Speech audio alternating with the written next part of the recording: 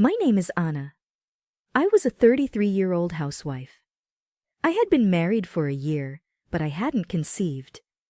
My husband, Sean, loved kids and had been excited about having his own from the beginning. But the storks never came. Sean grew impatient and urged me to see a doctor. I went to see an OBGYN, and after numerous tests, the doctor concluded there was nothing wrong with me. Relieved, I shared the news with Sean. However, instead of relief, Sean declared, "I'm sorry, but divorce me." Why? "There's nothing wrong with me," I protested. "I just want to try to have a child as soon as possible. Who knows when you will conceive if I stay with you," he explained. I was speechless. It had only been a year since we got married. I had already proven my fertility. "Why can't you wait a bit longer?" I asked. "You're already 33. You'll be too old while I wait," he callously remarked. "I want my child to have a young, beautiful mother." I was devastated. His words lingered, and I wondered if his view of marriage was as shallow as treating his wife as a means to have children. I tried hard to persuade him not to divorce me, but he was adamant. We parted after only 1 year, leaving me heartbroken and depressed, unable to think about anything else. As the months passed, I began to see his true colors. He didn't love me as much as I thought. He viewed me merely as a tool to have kids. 2 years later, my friend Christy revealed the truth. Sean had a shotgun marriage with his new girlfriend, she disclosed. "I've known you both since college. He was apparently seeing his new wife while you guys were still married." "He was cheating on me?" I asked in disbelief. "He planned to use you for not getting pregnant while he was fooling around outside his marriage," she explained. I was shocked. Christy advised, "Don't waste your time being sad about him. Find a new guy." I finally moved on after this. A year later, I got married again. I had been part-timing at a call center after the divorce and met Peter, who was 2 years older. After a healthy year of dating, he proposed to me. "I'm very happy, but am I not the one for you?" I asked. "No, it's not you. I might have trouble conceiving," he confessed. "What do you mean?" I inquired.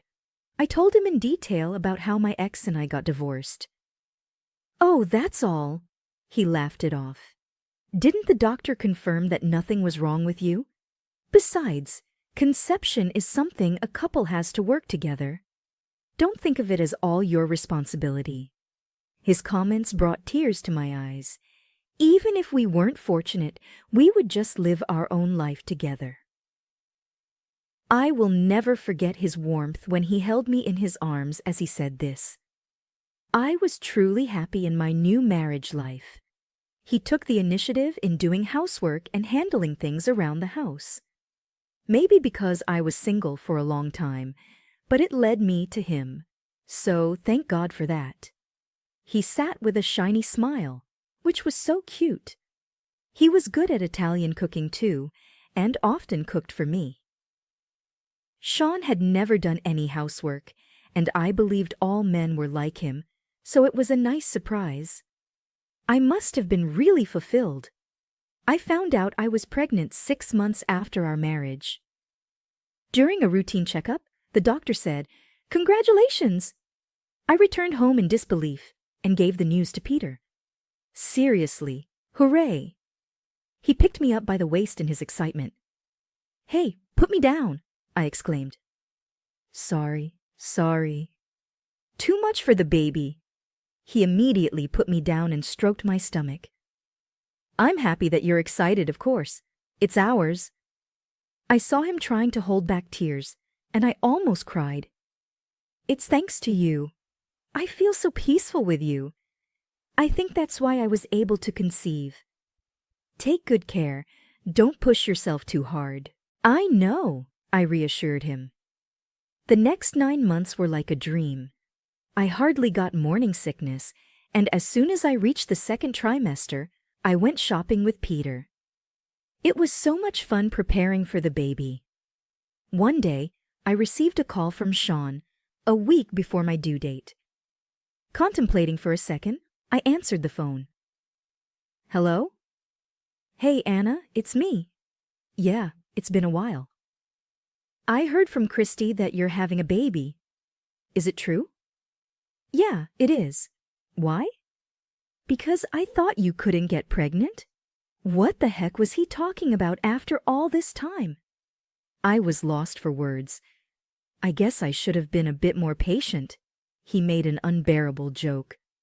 Are you kidding me? By the way, how's it going with your new wife?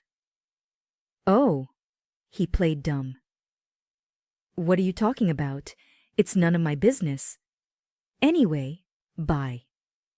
I hung up on him with a careless tone of voice, wondering about the purpose of his call. I shared the incident with Peter when he got home from work. I didn't divorce him out of hatred, but it's creepy for him to call after all this time. I expressed my concern. Maybe he had a fight with his wife and wanted to vent on you, Peter suggested. He didn't sound like that. He even made a weird remark that he should have been more patient. Maybe he wanted to congratulate you? Of course not. You're so naive, I chuckled. And I thought he was such a good-natured guy. Feeling foolish for being upset, I changed the subject to the baby. It's a girl. My doctor revealed this to me the other day. We discussed her name again. Peter's face brightened with joy. I can't wait to meet her. Exactly after 1 week, the baby was born. We named her Valentina, which means healthy and strong. When Peter held her in his arms, he cried and thanked me over and over. After I was discharged, I spent my days struggling to raise my baby. Peter was very helpful, but there were many things we weren't sure of and felt miserably. I wish our reliable parents were here at times like this. Oh well, both our parents live far away. Don't you want to go back home with Valentina for a bit? No, don't worry. It doesn't matter how hard it is. I want to stay here with you and her. We were exhausted after many sleepless nights of crying, but just looking at Valentina's face soothed me. 3 months passed, and by the time she was on a 50-50 split of milk and formula, we were finally able to sleep better. Then one day, Christy came over with a baby gift. Oh my God, so adorable, she exclaimed in a whisper when she saw Valentina sleeping in her cot. Congratulations, Anna. Thank you. I'm so glad you came. I wanted to come sooner, sorry. Doesn't matter. You're very busy with work. I'm just glad you finally got to meet her. We sat down with cakes she brought and coffee. Valentina was the main topic of our conversation at first. After I poured the second cup of coffee, Christy switched the subject. I know it's not the best time to tell you this as you're in the happiest place, but will you listen to me? What's wrong? Well, it's about Sean. He had a baby right away with his current wife, so he believed that you were the problem. I expected that. But when he found out you were pregnant, he changed his mind and started saying it may have been him with the problem. Way too late now, and I wondered if his head was okay. He does have a child, doesn't he? So what's the problem? He is an idiot. He is determined that it isn't his and accuses his wife of cheating. She looked disgusted. What in the world? That's over the top, don't you think? When he mentioned it, I really thought he was a true idiot. So was he really serious? Yeah, he seemed. Even so, she consulted him. You know what he said to me then? Once a cheater, always a cheater. I can't trust her anymore. Say what?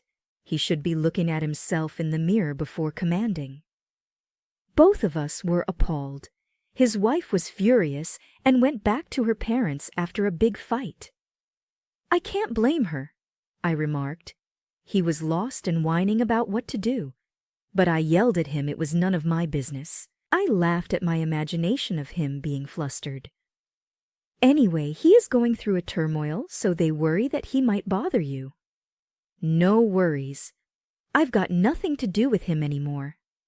I know, but he is illogical right now. I appreciated her concern and was reminded of her kindness. Hour blocking on my phone. That's better. I'll make sure he doesn't bother you again. We heard the cry from Valentina, who woke up from her slumber then. I picked her up in my arms. Christy asked to hold her with her arms stretched towards me. While we were cooing over the baby, I completely forgot about Sean. A month passed, and I kept busy taking care of Valentina. Sean had never contacted me, but then his wife suddenly showed up with her child at my door. She got my address from Sean's mother. I informed them in case they needed me for anything. The wife of Sean was called Susan. She looked young, probably in her 20s, and was very pretty with big, striking eyes. Her son Tate was almost 2 years old and looked exactly like his mom. While we sat down on the sofa, Tate played with Valentina on the floor. I'm very sorry for showing up like this. I have been wanting to apologize to you. Susan started the conversation first. Apologize? That's right. I had no idea Sean was married when we were dating. But then I felt guilty after what happened. I was perplexed and didn't want her to mention it after all this time. You came all the way to apologize to me? No, we decided to get divorced. What about you and Sean? Yes. It's not your concern, but I want to talk to you, so I showed up. She started pouring out her frustrations. Her story was indeed shocking. Sean had yelled obscenities at her, so she showed him the proof of paternity with the DNA test. Then wasn't the problem solved? Not at all. He used to call me dirty and said he married me only to have a child. He degraded me until the result came out. As soon as he was assured, he said, "Oh, good. Now we can have another child without worry." He turned 180 degrees. Can you believe it? She wasn't finished with her ranting. I for sure was a mistress, but that's because he lied to me. She banged the table. Calm down. Don't frighten the children, I urged. I'm sorry. She snapped out of her rage and hung her head down. So, you decided to divorce him? Right. He thinks women are tools to make babies. It doesn't need to be me. I understood her so well. That was exactly how I felt back then. If you asked me if I felt hatred towards her, it might slightly be true. However, the children are innocent.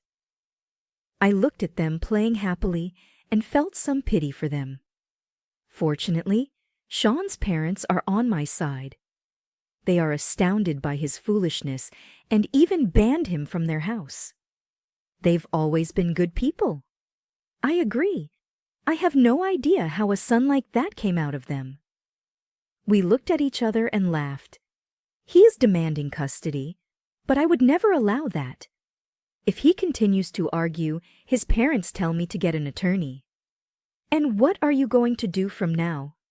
I'll move back with my parents and look for a job. Best of luck to you. Thank you so much. I thought you might understand me, so I came to see you. Also, I'm worried that the idiot might stop bothering you. Please watch out. I had lost the resentment towards her for our strange bond. We both don't have a knack for choosing men. I don't think so. You found a wonderful husband in the end. You still have a long way to go. She was all smiles when she left. I assumed we'd never meet again and wished for her happiness. A month later, Christy called and updated me that Susan and Sean's divorce was finalized. I changed my number so that I was never bothered by Sean. However, he was still telling people that it was my infertility that caused the problem back then. What a small guy.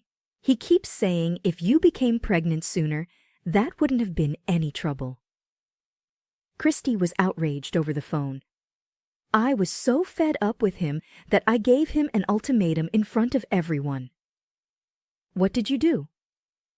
I transferred him to a smaller branch. In fact, she was Sean's boss. She was excellent and had risen to the rank of department head. Isn't that abuse of authority? The enemy of women is the enemy of society. As she laughed out loud, I murmured, "The end for Sean. There's nothing wrong with wanting children, but if a man treats a woman like a tool to get what he wants, he has no right to exist in this world." He's reprimanded by his wife and his boss, but he supposedly continues his disdain for women. Even at this new office, he's paying the price for getting involved with someone. There's no medicine to cure a fool. Maybe I'll curse him to have his private part chopped off.